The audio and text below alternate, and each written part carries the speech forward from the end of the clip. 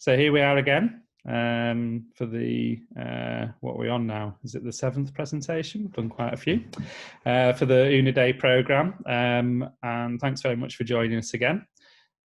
Today is going to be based around a presentation from Alessandra and Gemma, who you will get a bio and info from them themselves quite soon. And hopefully you've also had a chance to have a look through the sort of links and the information that we sent out earlier this week as well, which might be useful for both for the presentation and the exercise that we're going to do in the breakout rooms after the break. So I'm just going to quickly share the schedule again. So yeah, we're following the same sort of format that we have done for the last few weeks. So it's a presentation with room for questions and answers from Gemma Medina, Estupiñán, and it's Alessandra Saviotti. And I think we'll probably be having a presentation from them for about half an hour, 35 minutes. So a good amount of time for questions and answers. So if you want to pose any of those via the chat during their presentation, that would be great. It's the easiest way to pick it up, but we could also open it up if it's possible for us to keep track of everyone after their presentation as well. And then we're going to give you a little bit of a heads up on what the activity will be at the end of that session, so you can think about it during the break, because there's a little bit of individual reflection as well as the sort of group discussion. And then we'll use the breakout rooms again from about 3:30 till 4 p.m. For the discussion itself, and then sort of 20 minutes for feedback from representatives of the group again. And then, yeah, just for 10 minutes at the end, I just thought it might, again, be useful to do a little recap on where we are with the programme and think about what's coming up. But in general, we've got quite a sort of tight programme for today, so there's not kind of loads to get through. So what I'm going to do, so we can get straight into it, is hand over to Gemma and Alessandra, who should be able to share their screen. Really very happy to be joined by both of them, who were, I guess I came into contact with through a exhibition that I was curating in Bradford called Full Scale, which is a term that might sort of get brought up during their presentation, looking at useful art. And yeah, we connected through them being the custodians and the sort of the yeah, people that disseminate the Arte Util archive as well. So that's really kind of like how I know them, but of course they've also had a very long and beneficial relationship with Città dell'Arte, coming in as guest mentors and sort of part of the conversation. So it's really brilliant to have them here in our virtual world and to sort of be guest mentors for the week. And I'm really looking forward to hearing a bit more about both your practices. So I'll hand over straight to you, Gemma. Thanks. Okay, let me share my screen and let's start the presentation. I see. It's okay. So thanks, Andy, for the invitation, of course, to be part of this program. We have been part of some of the sessions, so we already know some of the faces, and we are really excited to be part of this. And of course, the Fondazione Pistoletto, because we have been there in different moments. I was part of one of even the Unidee modules as alumni, so I'm an alumni as well as you. And well, what we want to do today, Gemma Medina, yeah, I think you have information about our biography, but basically I'm an art historian and independent curator. And what we want to tell you today is mostly to give you an approach to the history and that is behind the Arte Util movement, let's say, and the whole idea about the Arte Util as association and how the archive has been used in the last years. And but hopefully, if you have questions about the specifics, you know, that we mentioned, just, you know, don't hesitate to ask via the chat, so we will give you more information on the specifics if you want. But yeah, it has been a long way, so we have to kind of reduce. We cannot tell everything, but let's start from the beginning. As we mentioned in the, I think it was Paul O'Neill who mentioned the first in the first session about how the project started, and it was based on an institution as well, like the Vanave Museum invited in around 2010 Tania Bruguera to make a solo exhibition. And at that moment, she really took the chance to use the institution, an institution that is well known because of its very experimental and pretty much connected with social and political issues, to instead of having a solo exhibition, to build what she called it from the very beginning, the Museum of Arte Útil. And it was really a challenge for the museum and for the whole team that we compose to start with it. So the idea was to, on one side, Tania wanted to question about century and the role of the institutions in this context, and using the institution to legitimize and develop a research, a collective research about these kind of practices. And he put together this team that at that moment we were like, Alessandra was part of it as well, like the curatorial team of the Vanave, but as well, she was working with the Queen's Museum in New York, developing the international immigrant movement. So she put as well the team there, invest in this. And then we started research and to compile the archive all together, and to transform really the institutions. It was from the very beginning this idea to open a space in the institution, in the museums, to discuss this kind of practices, because there were, as Matteo mentioned last week as well, there was not so much space to discuss about social engaged art at that moment. And on the other side, it was all the time thought to be this kind of the archive was meant to be this tool to go deep into analysis about not just social practices, but as well the art history itself, how it was built and how has been built and used through the history. It was a matter to revisit the Western art history and trying to write another line that could be a parallel line that it was meant to give visibility to these practices. And we decided in this context of the museum to name it as a movement. And the main questions were around to challenge the concept of art itself, the concept that we have inherited by the modernity, and to question about pushing the institution, the role of the museums itself beyond their own boundaries or way of operating. So it was really not just in a theoretical sense, but the exhibition wanted to be really a transformation of the museum into a useful museum, and what it would mean, what it could be.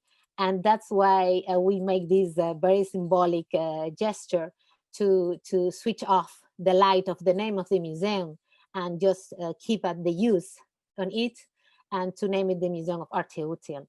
And as we mentioned, as I think as well with the Paul O'Neill presentation, the idea was to use the term in Spanish because Arte Útil in the translation to Spanish, it doesn't mean useful. It means that, but it adds another definition, that it's the art as a tool. Útil means tool as well. So Arte Útil was pretty much based on that idea.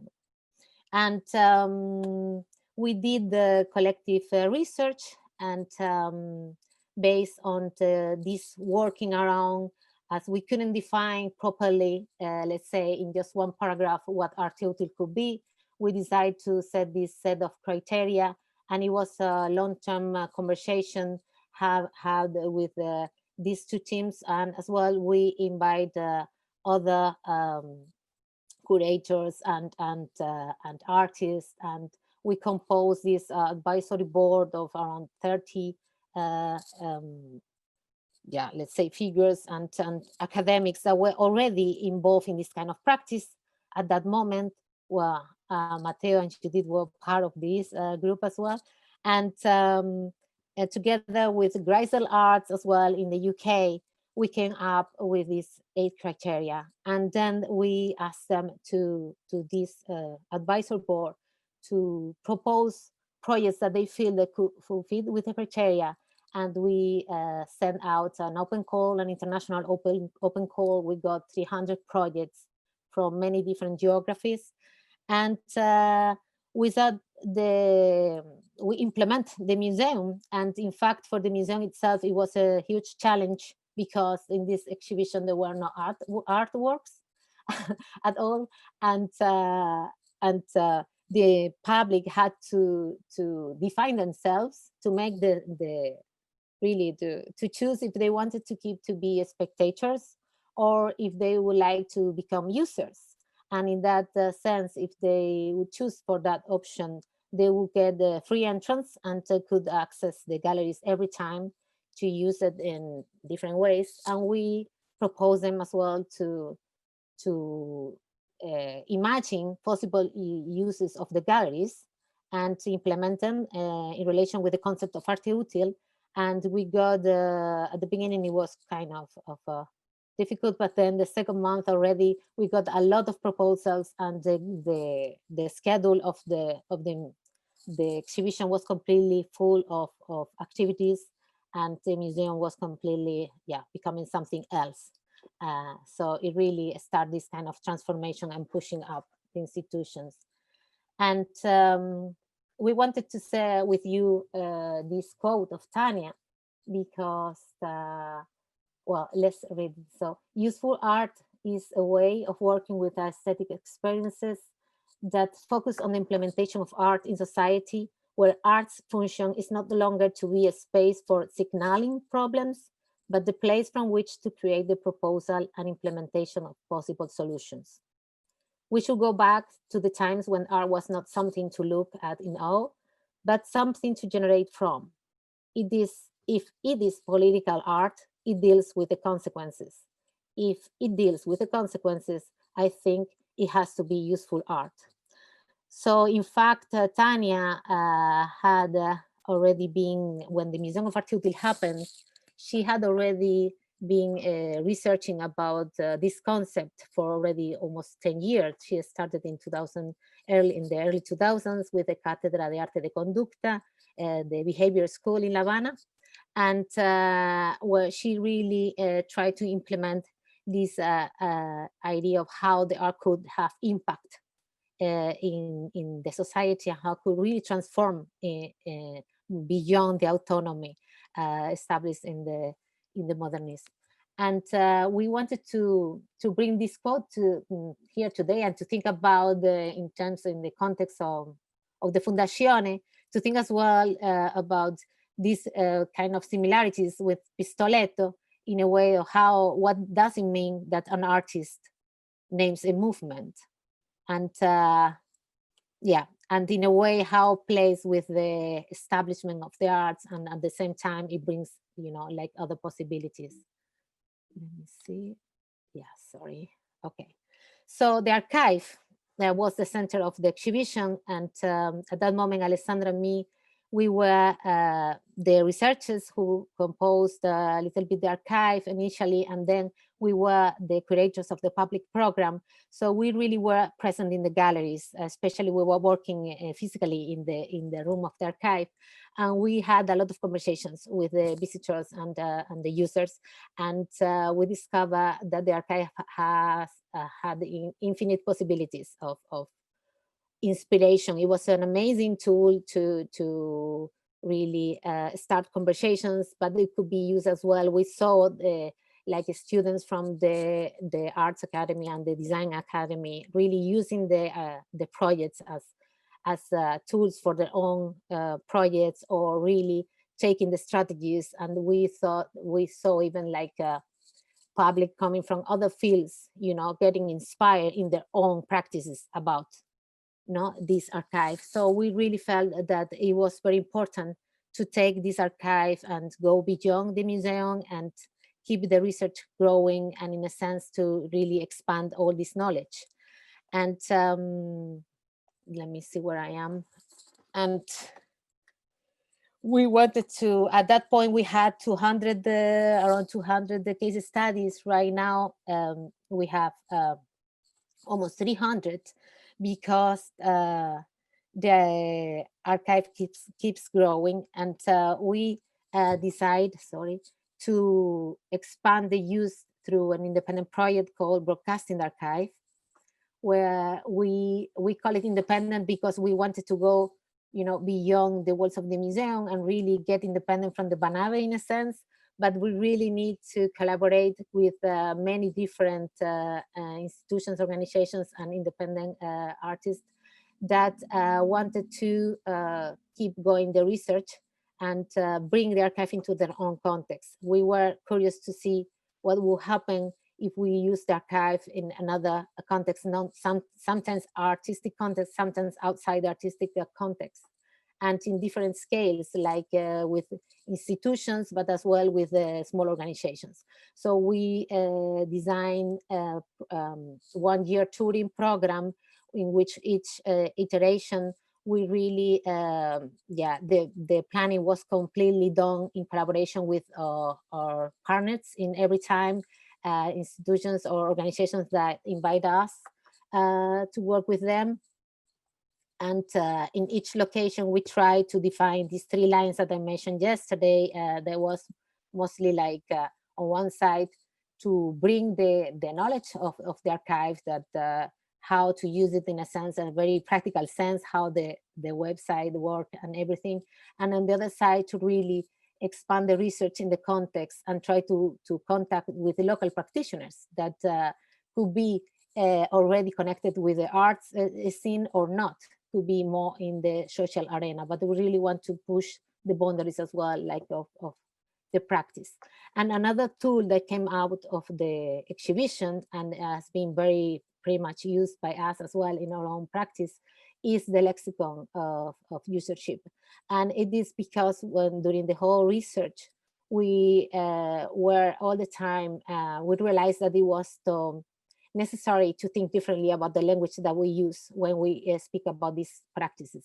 And we couldn't really express properly about the nature of this practice if we keep using terminology that has been applied to describe a sculpture or a drawing, or really this like the modern concept of art. And so that's why at that moment the museum invited Stephen Wright, that is a writer, a theorist, that a professor that has been at that point had already been like more than 10 years thinking and writing and researching about the useological turn in artistic practices. And we invite him to came up with this proposal of lexicon with new terms to be used. And he came up with this book publication that you have it in the website. I think that we provide you as well with material for this week. And basically, as you see, he states some terms that he thinks that should be completely disappearing already, or retire of our way of speaking about these practices are the ones that are in red, like autonomy, authorship, spectator, or disinterested spectatorship. And he proposed alongside other terms that he called it as emergent concepts, that are the one that in red, like a 1-to-1 scale, the museum 3.20, the coefficient of art, or cognitive surplus. And then he mentioned what he called it, like in blue, the modes of usership, where you see that it's hacking, loopholes, extraterritorial reciprocity. So we have been using as well, this lexicon was thought since the very beginning to be a tool as well, to be part of this meta-analysis of the practices, and in a way we have been using pretty much in our own practice that we will explain a little bit further later. And there is one term that we will use today. I'm already advised to that it's coming, you will see. So, well, the website. After the Museum of Art Utility closed, in fact, we decided that we start independently our project, but on the same time, we decided with the museum that it was necessary to give this kind of afterlife to the archive beyond the exhibition itself. So it was this website was designed to be a platform for the archive to be used, and it's a very simple website. As you see, if you go there, you just go to archive and you get all the projects. We had at the very beginning this idea to very thinking in compose an archive that could be very, very easy to use. Let's say we define these very general categories to just kind of make these kind of groups of projects, but actually it's very difficult to put just one project in just one category. So, but anyway, and then if you click on them, you will get, you know, all the projects connected, but as well you can always write, you know, keywords in this searching field, so you could get all the projects related with that.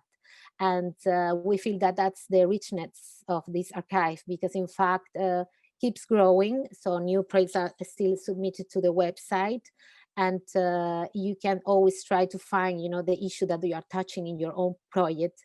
And you will get, yeah, very different examples. I didn't mention, but the archive, it's composed by projects that started in the 19th century till the present, and it's yeah, developed through many different geographies. So just to let you know, for the rest of the website, you can always use it as well to see, you know, like learn more about activations, because I will tell you now that the association keeps going in many different ways. And you could find as well, like in the tools, the lexicon, and yeah, different articles and ways of toolkits and ways that we have been using the archive in many different ways. So after all of that, that another thing came up because with all these relations, connections, and collaborations that we built during the Museum of Arte Útil and during the Broadcasting Archive, we made real or put the grounds for the Association of Arte Útil association, then that came up as a kind of a next step in the whole idea of making this movement, was to really providing this kind of platform to connect practitioners and to keep going the research in a collective way. So the association has been, it's still composed by different institutions, independent artists and independent creators that we don't have, the association doesn't have a legal form. So it allows us to really be very flexible and organic. And it's been used in many different ways, following different lines. So basically it admits members to use the archive in their own context and adapting the tools that we provide in the website, or bringing new tools and generating new possibilities. So it's something that it keeps growing and flowing, and we are always, trying to expand more. So that's part of the whole idea of the archive, to keep, opening this idea of writing the history together and not keep it from the same voices, so as you will see, we have been developing different lines. And this is just because we wanted to show you some examples of how the archive has been used and activated by different institutions. This one was one of the first iterations that we did with Broadcasting Archive, still in Eindhoven, but with another organization called Baltang Laboratories, that it's a center that works in the confluence between art and technology. and they invited for the program in 2016 called Age of Wonderland. They invited 6 practitioners from non-European countries to develop a residency art program there and bring their social practices in relation to food production and consumption. And we actually combined a selection of case studies connected with that. We were with them, like thinking about their if they felt that their practice could be included into the archive. Because one line that we are always trying as well to in a way to give this autonomy of use is that the archive can be used in many different sense, of course, from a theoretical approach, but it's meant to be as well a tool for practitioners, and not just in a very practical sense as well, to get to know other practitioners and how they deal since the funding, or like how they connect with the communities. But on the other side, it's like a tool to be problematizing as well the practice itself, and think about the risk and all the aspects that are involved in the practice. So it's always together with the criteria. We try to be always like this. We thought that it could be a great tool to discuss, and actually there are still like the lines are still open to new ways of using the archive. And this is another action or activity that came up, and is the idea of the temporary offices of Arte Útil that have been developed by different institutions and organizations. Sometimes they are very collaborating with associations, sometimes they do it completely independently. And basically, the idea is to set up this space where they go deep in the research in their own context about the Arte Útil, but about social engaged practices or embedded practices. So it's really like an excuse to research about the context. And in this case, this is the office in Salt, Galata, Istanbul, where we they developed completely independently the office, and they say this amazing research for 2 years about not just Turkey but the neighborhood countries. So it was really compiling many different projects from the region, and bringing the artists and theorists from the region to share their knowledge. And in relation with that, I wanted to share with you that what we do in terms of how the projects have been selected all this time to become part of the archive. That's something that at the beginning began with the Museum of Arte Útil, of course, pretty much involving the teams that were in place to develop the research and the museum at that moment. But since the association has been functioning, what we have done mostly is always to try to connect with the practitioners in place, or with members or let's say communities that living in the context where the project is developing. So we always try to involve different voices into the process. And in the office in Istanbul, we were invited to share this process with them. So the selection process of the projects that were presented them, we really, let's say that we really struggle, and we learn a lot with how the application as well, even the criteria can be very really different when you are looking through the approach from different contexts. So that's very important always about this kind of practices. And well, this is another activation of the project. I think that maybe Andy wants to tell us something about that. Oh, that's nice that it's there. Yeah, I mean, very quickly, I suppose I was putting together an exhibition in a gallery within a university in Bradford, and a university that doesn't have any art students or theatre students. And so I'd done a sort of whole program of thinking about how you could use gallery spaces differently. But the last kind of exhibition of this, I realized actually we need to sort of start to unpick and sort of describe different versions of you know, the history of this sort of like art as either a useful activity or social engaged activity or an embedded practice. So we put together basically like a group show of practices that I thought, yeah, fitted this definition of one-to-one practices, as Stephen Wright's put it, and got in touch about using the Arte, displaying the Arte Util archive within it. But the way that we kind of arrived at a way of activating it was there was a independent artist educational project called Islington Mill Art Academy, who I think I've mentioned with a couple of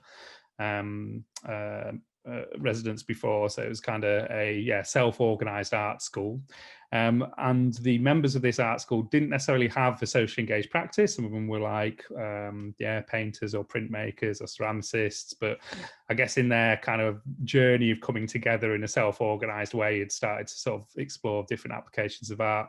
And I'd invite them to come and do a residency within the university in Bradford, and say, okay, well, you can, you know, sort of be here for 3 or 4 months and explore Bradford and just use it as a space to kind of, you know, do a project with your group. And we decided to sort of give them the Arte Util archive as a starting point for them to sort of explore, well, what are these other practices? So they kind of like, just use the actual website to, you know, kind of look at what different sorts of projects were out there, sort of unpicking the definitions that were offered. And also sort of thinking about how their own individual practices and interests might connect to things that are in the archive. So some of them had an interest in gardening, some of them had an interest in, you know, textiles production, and they were finding different sorts of projects within the archive that fitted that. And then what I started to do was to sort of like help them to, to find parallel stuff within Bradford. So kind of like, we use the Arte Util archive almost as a lens for them to say, okay, well, these are the things that I'm interested in. These are the things that other artists have done that sort of connect with that. And I would then say, oh, well, if it's, for instance, you know, a growing project, well, there's a community farm within Bradford, and sort of made connections with them in the city. And so they had sort of 2 months, I think, of kind of like exploring Bradford through this like lens of the archive.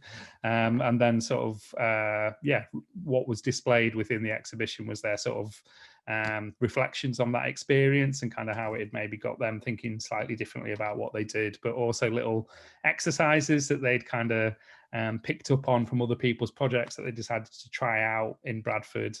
But yeah, it was a very useful, I think like resource for them to kind of explore the city in a different way, and was kind of almost like a shorthand for the types of practices that take a long time for people to get their heads around, I think.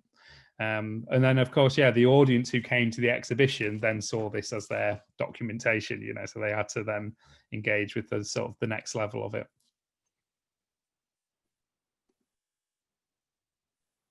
Yes, I'm gonna stop because now Alessandra is gonna continue.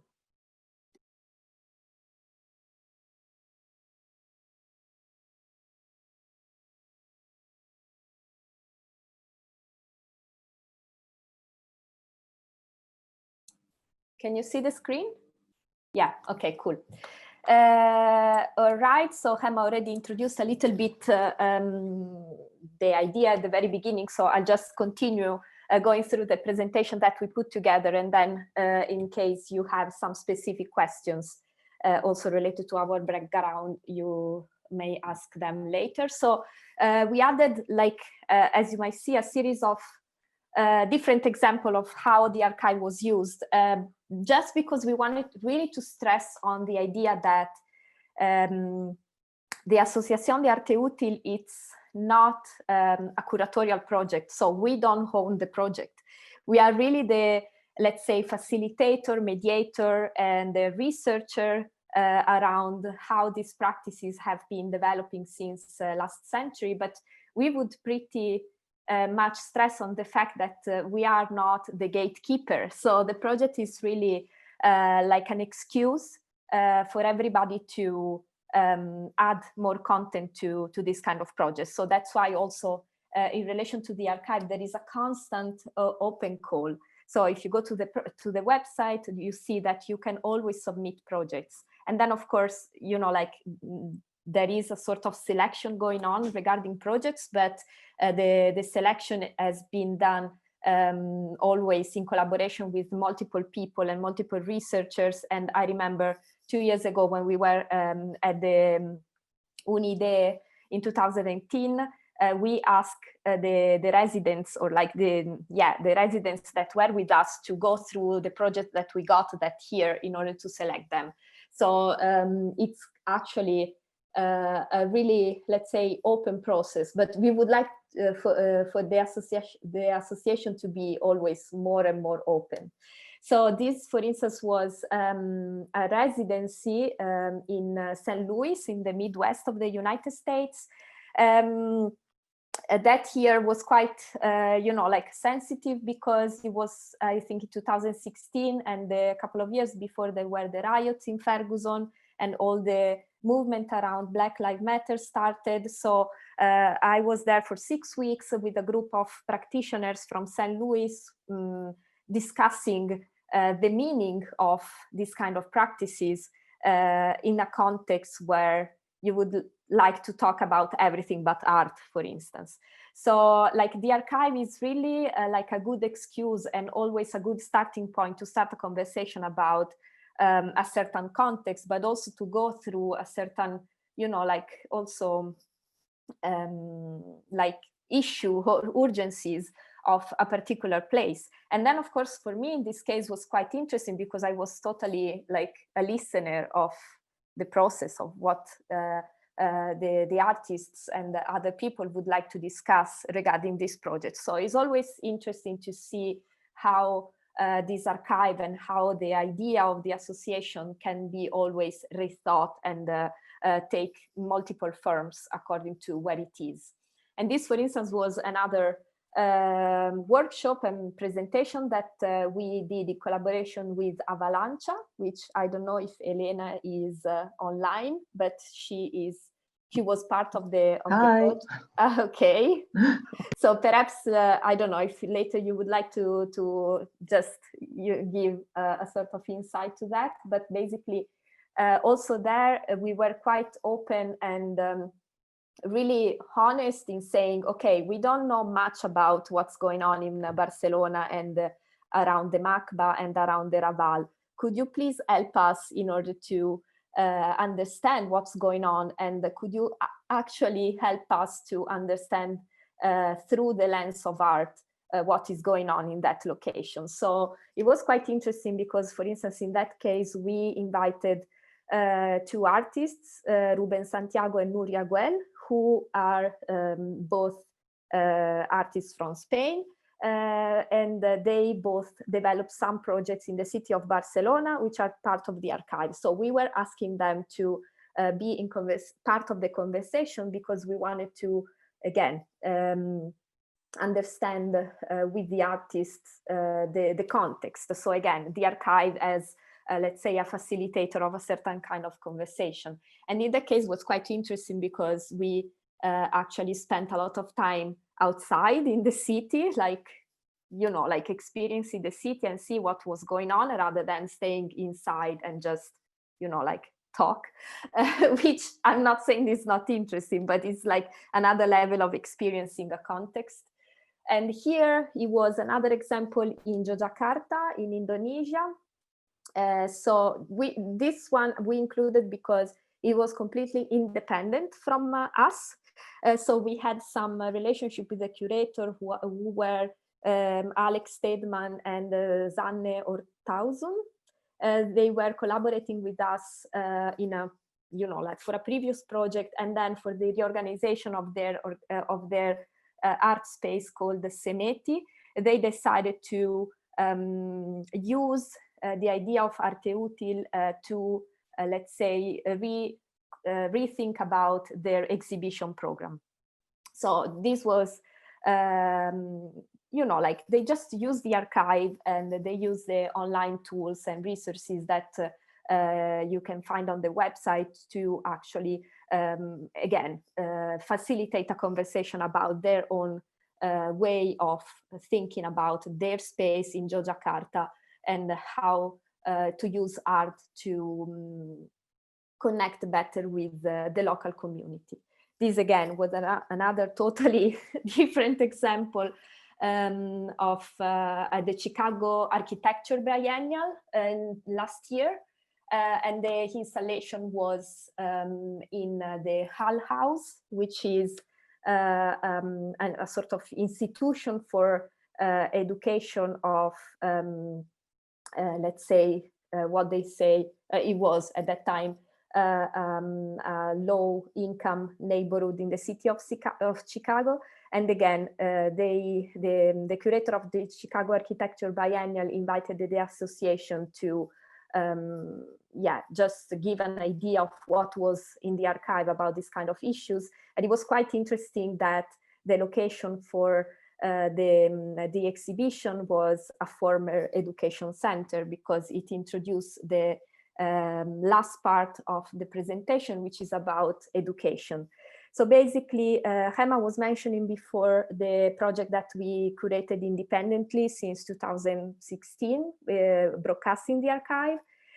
So while we were doing all of this kind of crazy tour around the world and explaining what Arte Util means for us, but also, you know, like learning from doing this kind of practices, we saw that the archive functions pretty well in an education environment, because it suggests a sort of a radical approach to education, which can be either which can function either in an informal context. Actually, in the informal context works pretty well, but also it could be used to change the formal content, the formal context. So in this case, it was the Escuela de Arte Útil, which is a project by Tania in San Francisco. And she used the idea of the Arte Útil archive and the Asociación de Arte Útil to actually update and recontextualize the the Cátedra de Arte de Conduta, which was another project of hers. And she decided to combine these two projects to create a new project which could infiltrate the institution of education to kind of change the curriculum. So, and again, the archive was pretty much the center of that, because thanks to the archive, we brought the curriculum together. So the project was done in collaboration with the 5 schools, the 5 art schools in the Bay Area in San Francisco. And the project, which was happening in a gallery space, was actually part of their curriculum. So again, it was like, again, working in this kind of what we call double ontological status, which means basically that a project has 2 different identities. So it's an art project, because it's declared and it functions in the context of the art, but it's also the artistic proposition of what an art project is. And, you know, like we can discuss this a little bit more later, because otherwise it's another hour of presentation. And we don't want to do that. And this was the readaptation of the curriculum developed in San Francisco, but in Mexico. And again, it was like the same idea, but that took another shape, another form. Of course, you can find common elements, like, for instance, students and the group photo and also the orange color. But actually, these are all cues that we use in order to identify the project, which can be adapted all the time. And of course, this sometimes can be dangerous, because as we said before, this is not a curatorial project, but then because it has all these kind of elements that allows us to recognize what it is, sometimes is, you know, like interpreted as such. And this is, again, Gemma and I have been working a lot now in the Netherlands as educators and teachers. And again, we use the archive as the main tool to write our own curriculum, which is something that we started with broadcasting the archive, but in an informal context. And now it has been introduced in a formal context, because we have been teaching at the University of the Arts in Arnhem in the context of the International Master Artist Educator. And I think this is quite interesting, I think personally it's interesting, but we have been having a lot of conversation around this idea that how can we disperse artistic research in a different way? So through the curriculum and through education, it's quite interesting to do so, but also how can we redistribute resources? Because we have been talking about, you know, like gathering projects and like accumulating all these knowledge, let's say, but how can we redistribute all these resources that we have and all this knowledge that we have? So for instance, we invite the artists that are part of the archive, or artists that potentially can be part of the archive, to present their own projects. So we don't have always to mediate the projects of the artists, but we just say, okay, just talk about your project. We don't want to mediate that. And also, yeah, this is another curriculum that we delivered. For instance, on the left, you see weird situation going on. It's basically one of the constituency of the Van Abbe Museum is a choir. So the volunteer working at the museum, they decided to form a choir after they collaborated with an artist, and they started delivering musical tours of the museum. So this is not something that was imposed by, let's say, curatorial department or education department, but was something that they proposed independently as active, let's say, constituency or active collaborator of the museum. So now if you want to access a guided tour, you can ask the musical tour, which is a project. So that was quite interesting to witness and to be part of that idea. And we were with our students in the museum, and that time was the first time that they were proposing the musical tour. So we are always also open to be, you know, like the guinea pig for the constituencies, which led us to the last slide. I think, yeah, we should be on time. So basically, so because this project allows us to be in collaboration with a lot of artists, and we from different contexts and different geographies. So what does it mean for a museum to support this kind of practices when you cannot show an object in the museum? So we started thinking with different institutions, such as Van Abbe Museum, the Whitworth, and FRAC Poitou-Charentes, to come up with an idea of collecting the Association d'Arte Utile, which doesn't exist as a legal form, doesn't have any, you know, like place where we are, apart from our houses now. And it doesn't have anything tangible, let's say, apart from a website, so which exists beyond the institutions. So how can we really intervene to the structure, but also to the legal system of how the museum collect in order to support this kind of projects?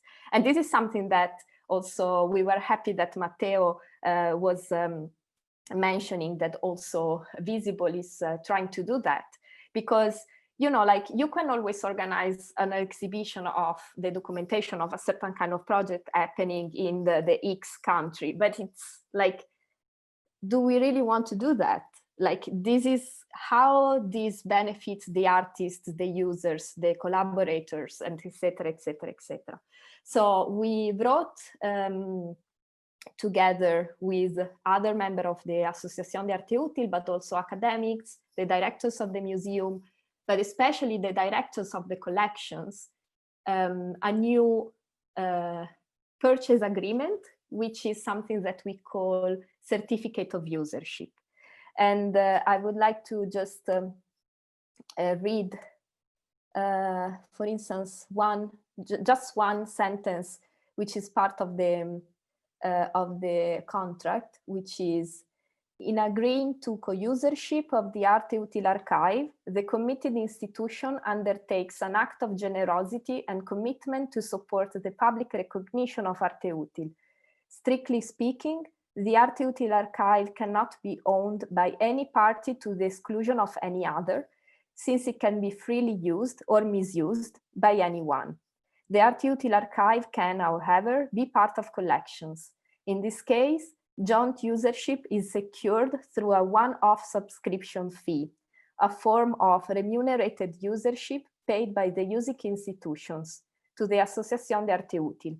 So we see that it was quite interesting to kind of, let's say, reprogram our brain as curators and as artists. Also, Tanya was part of that, because you really have to intervene in a sort of, let's say, system that is regulated by certain kind of laws that regulate how the collection operates, and also is a different time frame from a project to the collection, because it means that it's something that is gonna live beyond the artists or like the curators that produce that. But how can we really change also the attitude toward this kind of practices?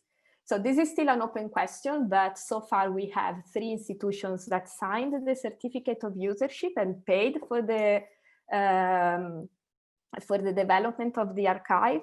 And we would like to have, of course, all the institutions of the world that want to join and sign the certificate of usership, so then it can be something that can support the development of other projects, but also to kind of rethink how we collect and what can stay and what can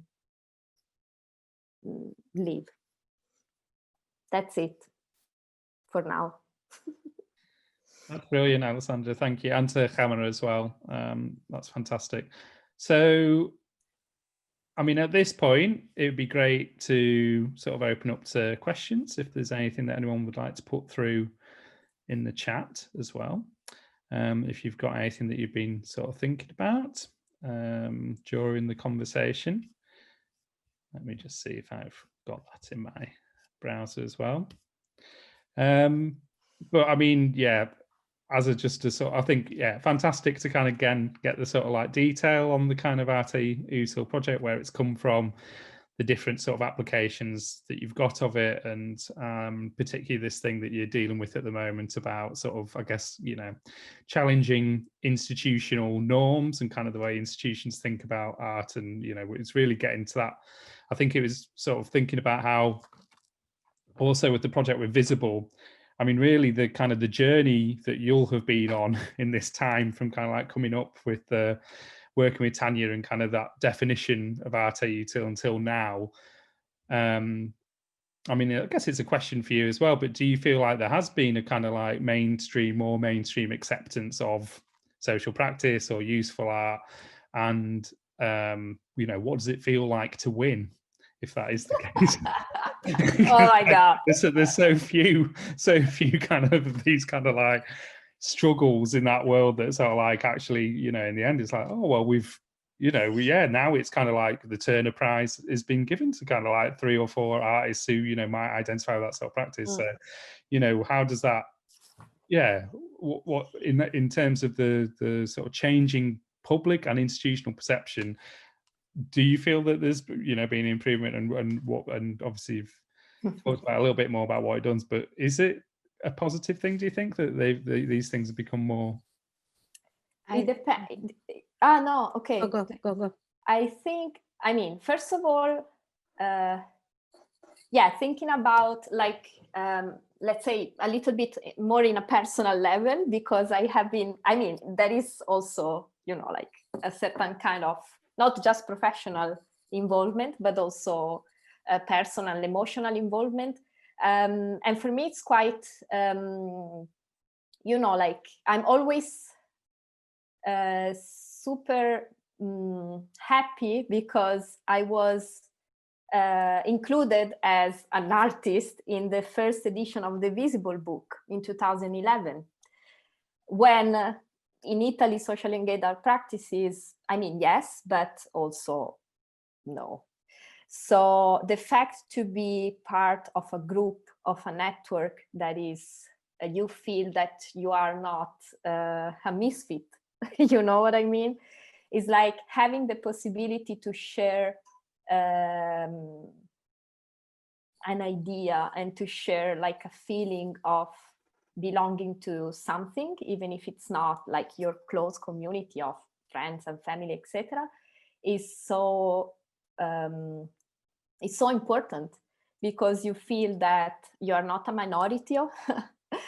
You are actually like what you do makes sense, and you can talk about it also in the mainstream. You know what I mean? It's like, it's very important to have this kind of recognition, because it's what push you to go forward and also to push the boundary of the practice. Because of course, like the way I worked in 2011, it's not the way I work in 2020. It's like, yeah, that's my, but I don't think we won yet. No, no, not at all.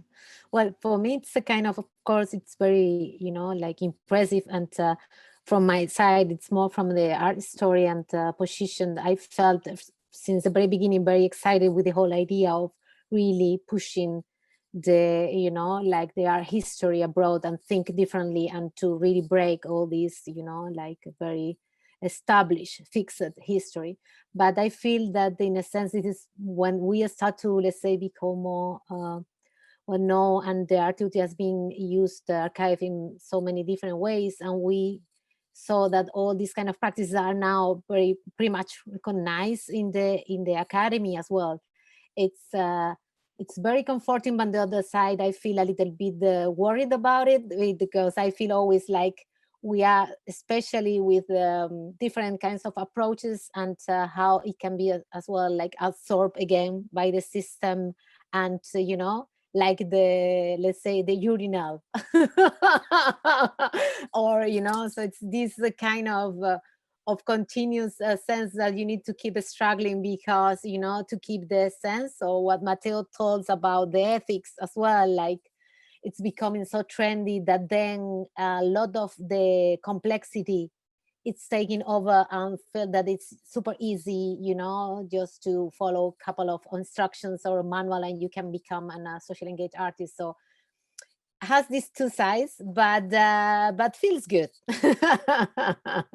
That's good. Yeah, I was, being what would you call it? It was a provocation about winning. But I think that's a really good response from you both. So just a couple of practical question from Ida is, do you review the propositions for the submissions for the archive, and do you offer them? Is it a peer reviewed thing, or is it how does that bit work?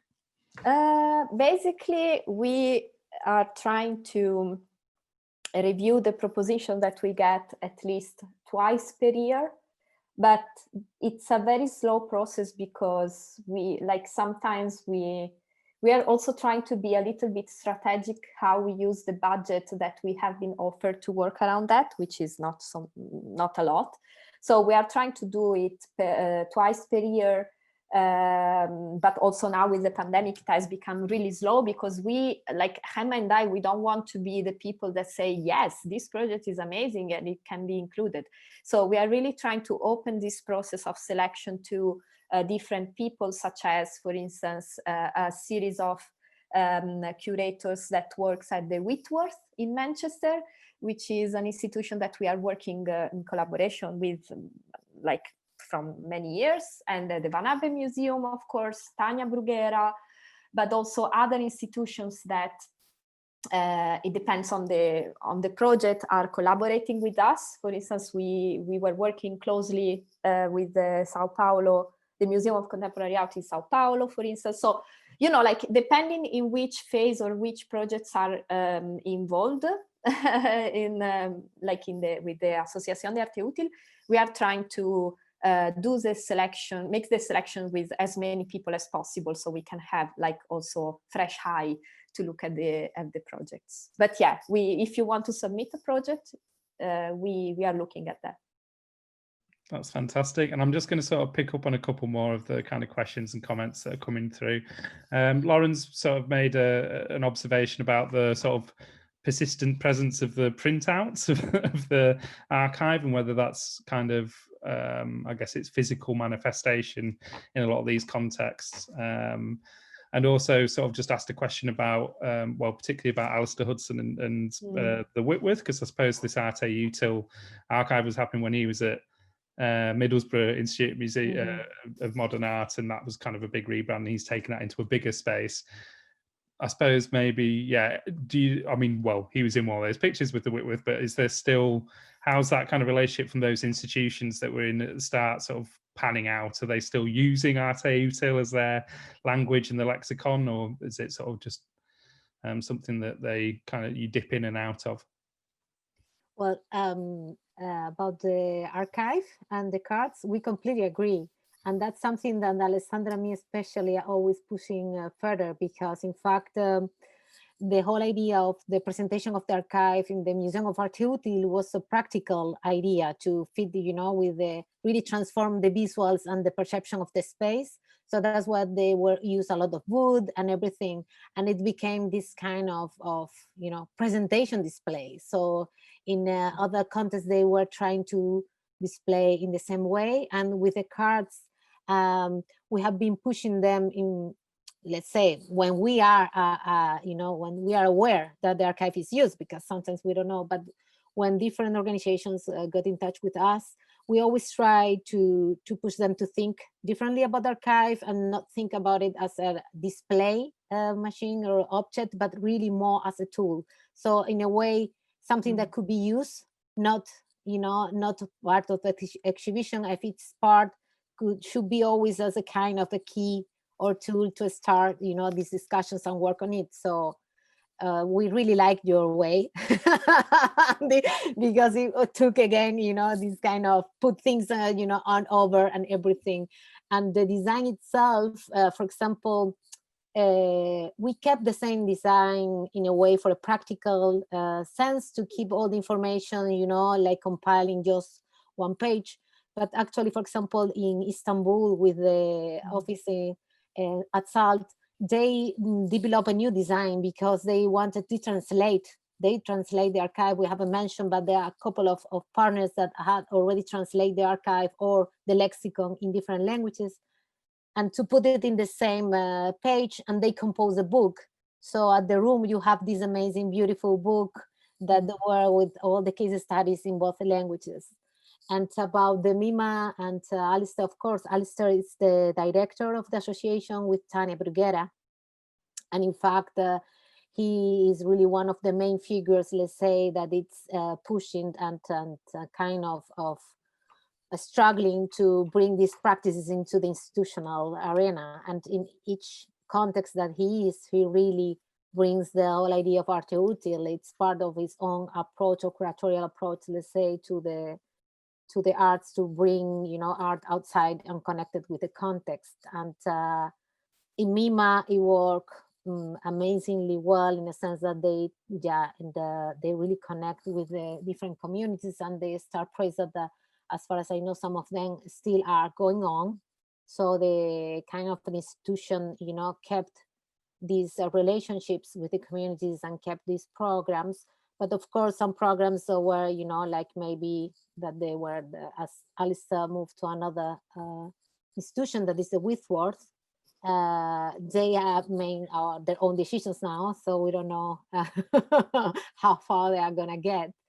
And in Whitworth, we are pretty excited because Alistair and the whole institution, they have been developing this whole idea of the not just temporary office, but the really like a permanent office of Arte Util there, and they are working on it. And it's a very complicated yeah, like it's not just the idea of open the space, but really transform the whole, let's say, ideology or approach of even the staff and the internal operational system of the institution. So they're still working on it. That's good to know they're still involved. And I think like this kind of, I mean, some of the other comments and questions that are coming up about, I guess, like the dissemination and the broadcasting of the archive and using it as a tool, and how does that work? I think you've sort of talked about in the process, in the presentation, but also kind of like, of course, that does happen through the institutions, and it's a much sort of slower process as well, of almost like reforming how institutions think about art and then how they collect it, and all the detail in the dealing with process-led material rather than things that have kind of like got really fixed outcomes is very interesting. That if you've got people like Alistair Hudson that are kind of willing to, you know, kind of take that into that much more formal arena and kind of I think the way in which the archive is used is in two ways, of both connecting back into the social and the local community, but really getting kind of those institutions that decide to host it, just so they've not just got a piece of, oh, we've done some socially engaged art because we share the Arte Util archive. My impression is that you've always gone back to those places and said, no, you need to do more with it than just kind of fetishize a type of practice. So I think it's great to get some detail on that. So I would like to sort of move on into the sort of next bit of the presentation today, because I think you're going to pose a sort of exercise for people to get involved in, which might allow people to talk a bit more about some of this stuff. So it's always better to happen in groups. Alessandra or Gemma, did you want to sort of present it just as an idea for now, so people can chew it over their break, and then we'll come back and do it afterwards? Even though I just spotted some questions that are quite interesting, so perhaps later we have some moments like about the ethics, etc. Perhaps we can talk about that a little bit more, because I think it's important to address also that one. But we wanted to propose you for the next 30 minutes an exercise which introduce one of the terms that you can find in the lexicon of usership, which is coefficient of art, which is a concept that was first theorized, let's say, by Duchamp, Marcel Duchamp. So basically, Duchamp was saying that there is an art coefficient, which is basically the difference between what an artist has as an intention for the work of art and how the work of art is perceived. So this gap, let's say, this difference between the intention and the perception is called the coefficient of art, which implies that an artwork is not finished until it has been put into the world or into the spectatorship, in the arena of spectatorship. So we use, or better, Stephen Wright theorized or adapted this idea of the coefficient of art in the light of usership, which means that if we have to think about this kind of practices, socially engaged art practices, but arte util for us, we don't have to think about whether this project is an art project or not, but we rather should think about what's the coefficient of art is in this kind of project. And the coefficient of art, it can be translated as a mathematic, let's say, a formula. So if you think that your project is 100% art, is 100% art. Otherwise, it has a slightly lower coefficient of art, which is perhaps 20%, which doesn't mean that your project is not an art project. It means that it has a different coefficient of art. So this is it has been used as an excuse for thinking about or talking about arte util or socially engaged art practices in a different way.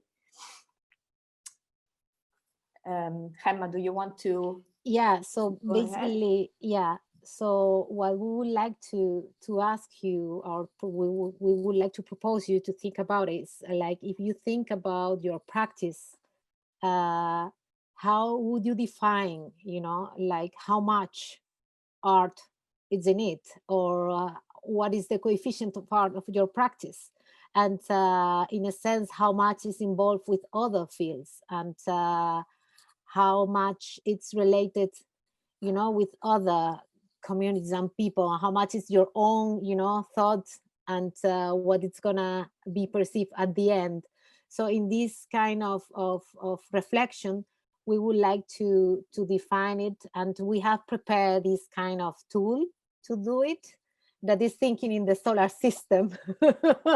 This is an online solution, normally proposed, you know, physically, to locate yourself in the space, you know, according to a center that would be like the 100%. But now let's think that we are, you know, planets and or asteroids, and that the sun is the art, the 100% art.